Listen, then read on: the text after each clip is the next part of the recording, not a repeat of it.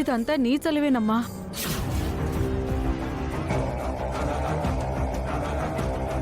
నువ్వే గనక దగ్గరుండి ఈ పెళ్లి జరిపించకపోతే ఊర్వశి పరిస్థితి ఏమై ఉండేది?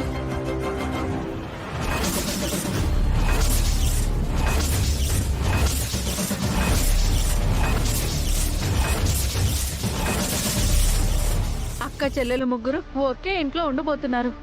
నాకు చాలా ఆనందంగా ఉంది. ఫణి,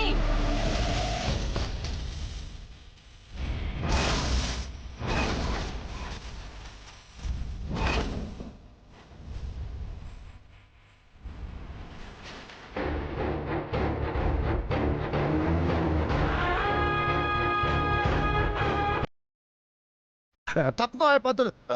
అసలు నీకు బుద్ధుందా లేదా? పోయి పోయి నువ్వు పెళ్లి చేసుకోవడానికి ఇదే దొరికిందా నీకు?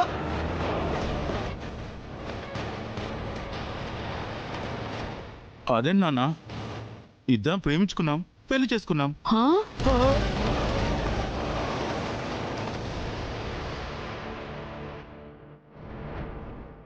ఆశీర్వదించడం మానేసి తిడతారేంటి? తిట్టాలా కొట్టాలా?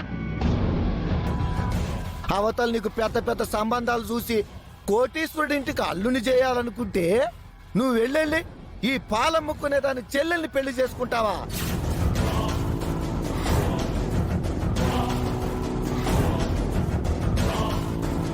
బాబాయ్, అలా మాట్లాడతావేంటి? గాయత్రి అంటే ఆనంద్కి ఇష్టం, ప్రేమించుకున్నారు, పెళ్లి చేసుకున్నారు. అలాగే నాకు సుందర్ అంటే ఇష్టం, అందుకే తన మెడలో తాళి కట్టా. ఇప్పుడు పని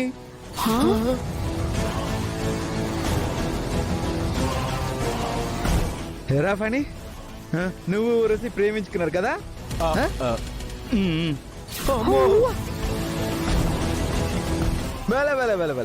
మంచి పని చేసావురా.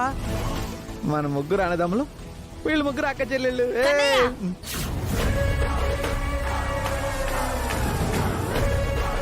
త్రిపుర, ఇదంతా నీ పనేనా? బామ్మగారు, అదేం లేదు బామ్మగారు. ఊరోసి ఫోన్ చేసి సడన్ గా పెళ్ళంటే నేను వచ్చాను. కానీ ఇక్కడికి వచ్చే వరకు ఫణినే పెళ్లి కొడుకు అనే విషయం నాకు తెలీదు బామ్మగారు.